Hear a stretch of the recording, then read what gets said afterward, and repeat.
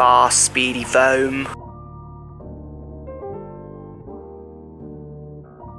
Morning, y'all. Today's daily vlog is going to be testing the Taylormade P790. So this is the new iron. There's actually 2 irons which are released today, but I've only got demos on one set. I don't think there's any samples yet for the other one. So I'm going to go to the course and play golf with them. That seems like quite a clever thing to do, doesn't it? So yesterday's question about the LET tour, why are you watching more ladies golf? And it seemed like lots of people want to watch it, which was positive to see.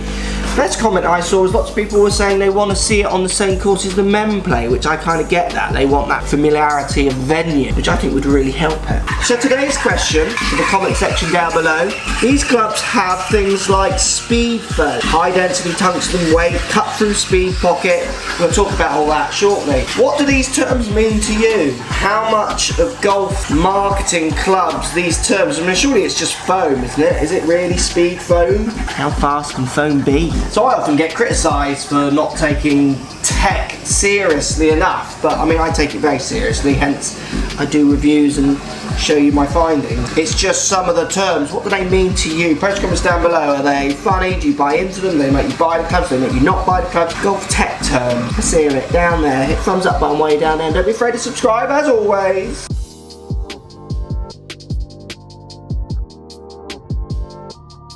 So let's look at the tech that Taylormade are saying we're getting in the P790. So we get speed foam, which you can't see, which is kind of in the head back here, giving the club, Taylormade say it pushes the COR to groundbreaking distance from a forged iron. Ultra thin face, so 1.75 millimeters thickness in the face, very thin face. The speed foam in the back also is helping with sound, to give you the desired sound from these kind of clubs while they try to push distance. Now we get a tungsten weight here, so it says tungsten on this one being the 9 iron. This doesn't, so I think it's from 8 down, no tungsten, 7 iron up we get tungsten. This is going to pull weight off the face again, helping with MOI. And then we see the cut through speed pocket as well in the bottom of the 4 iron, so again in those lower irons, I think 7 iron to 4 and an 8 iron, we don't see any 9 iron here, any speed pocket. So we're getting that kind of combination of player profile looking irons, but just dribbling with tech throughout to try and help them as much as they can in a club this size to stay as friendly as possible. Can you be friendly? You're not that big. How friendly can you be? I think we need to go to Dawlish, play some golf with them.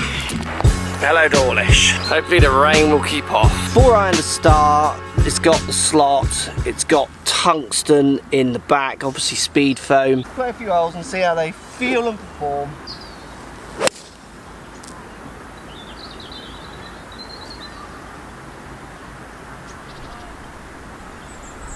Wanted a little fade but didn't. I think the wind's off the right. That went a little left. Felt nice though off the face.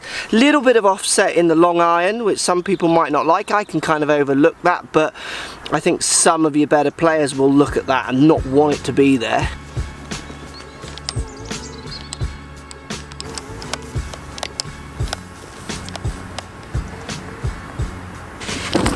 So 149, quite heavy rough, no tungsten in the 9 iron, no slot, a lot of grass around the ball.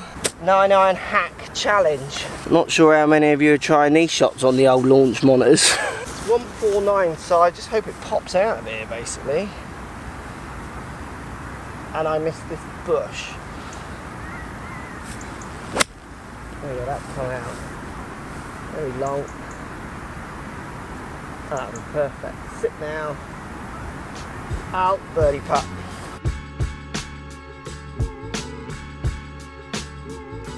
So I captured some dry ball data yesterday with Dan Hendrickson down at Torquay Golf Club in his performance studio, GC Quad and Bits. Let's take a look at those numbers. I've just come to Dan's performance studio here at Torquay Golf Club for the numbers on the P790. So 4 iron here, Dan, went 192, which is quite good for my 4 iron, spinning at 3.8, so near the number. And then the 7 iron went 164, spinning at 5.6. Quite low spin for a 7 iron, isn't it? 5.6.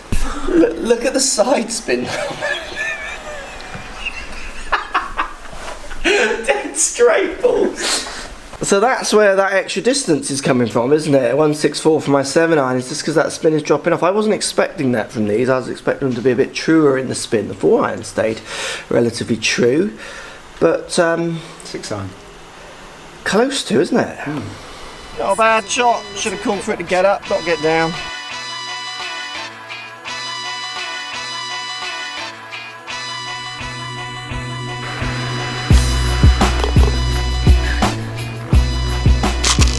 So a little bit surprised how low the 7-iron spin numbers were. Therefore I'm kind of where it should be, which is why I'm happy I'm doing more testing out here. So 177, wind off the right. I'm going to cut a little 6-iron. This does have the slot and also the tungsten help. Taylormade are almost saying they're trying to redefine like the player's iron with this set. And I look down at them and the blade length is a fraction too long and there's a little bit of offset. And the top line is fine. And I just feel like they've got prettier irons than this, that you won't really see that much difference between performance between this and them.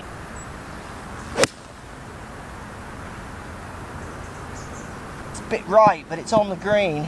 Pin high, filtered down quite nicely. So even though that spin number with the 7-iron was low in the indoor fitting, and then the distance slightly further, that was a little kind of fadey shot for the distance, and I've hit the distance.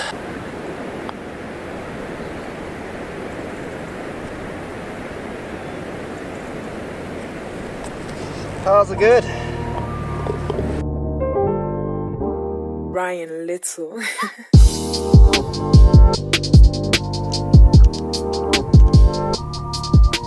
Right, 182 straight into the wind, bit off the right. I'm going to go with the 4-iron with all its help. Ball on a bit of an upslope and above my feet. This ain't easy.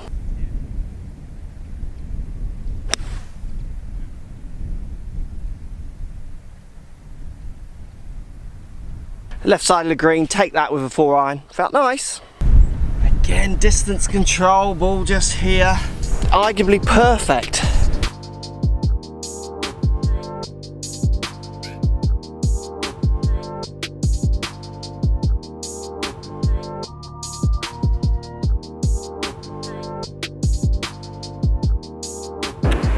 And 5-1. Again, straight into, you're going to hit a little 6.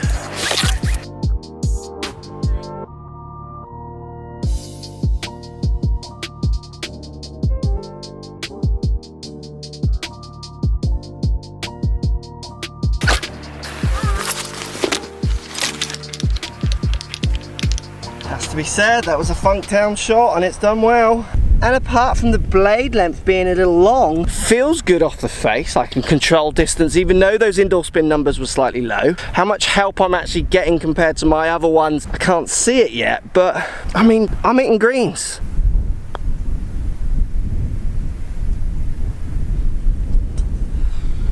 Still not making any birdies.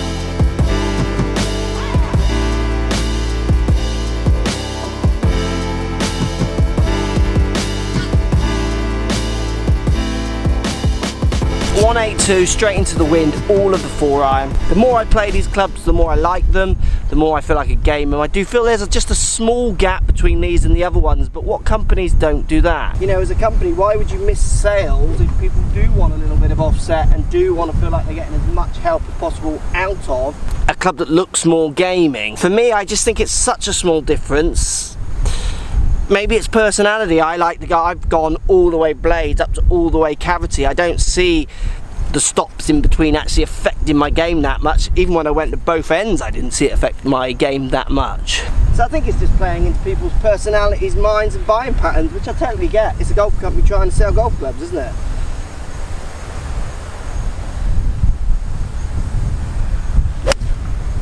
Now I've put that slightly out the bottom and the wind is moving that to the right. Just over the bunker, I think. and I caught that slightly low on the face. It doesn't matter how much tungsten and cavity and slots they put in, that ball spun more, it rose in the wind and just fell off to the right through strike. I'll have another hit. Which is where I'm always skeptical of all the writings and how people read into them. Nothing's going to save that strike apart from a good bounce. See, and I've ripped that. And that is holding its line more up the left. We'll show you the difference between these two actually. Strike, strike, strike, strike. Right, a few ways to read this, and you post comments down below. Let me know how you read this. This is the low, slightly heel struck ball, shy of pin high here and to the right of the green. This is the ripped ball. I mean, from the yardage into the wind, that's playing almost 200 yards. It's what I would class as a good shot. That's just a good shot.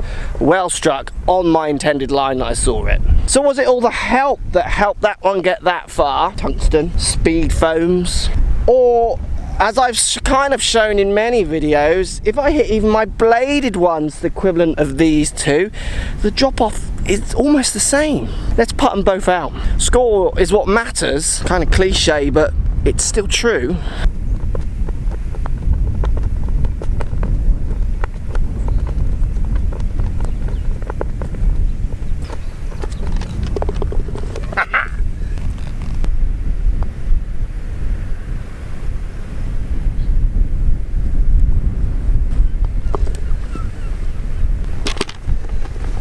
Get your leg up. Oh! You need to remember. Don't you be annoying, boy. Straight like that. Oh my god. Oh. Go into your split. Like this, look. Risotto night. Oh yeah, Italian sausage, quite hard to sauce. All local ingredients.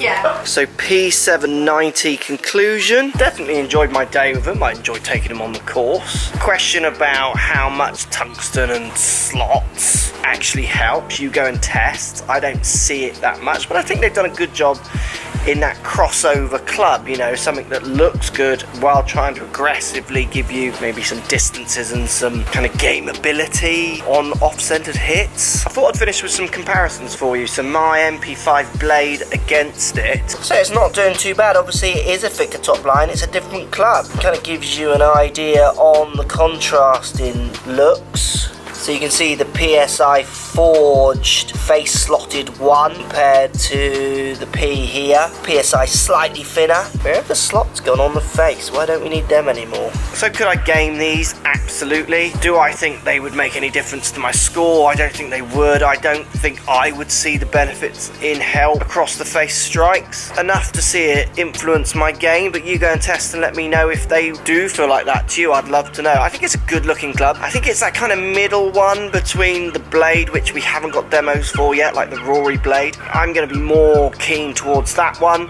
and how much more help this one gives. Again, back to that subject, I know lots of you will just believe it does, but that's why I like to challenge those kind of ideas. Post comments down below, let me know what you think. P790, it's been a fun test. Let me know if it's something you will try. Let me know if you think the slots and the speed foam, fast, speedy foam, is going to make all the difference for you. I'd love to hear. As always, thanks for watching. Hit the thumbs up button if you like the on-course comparisons, as well as the bit of dry data, and remember to subscribe as well.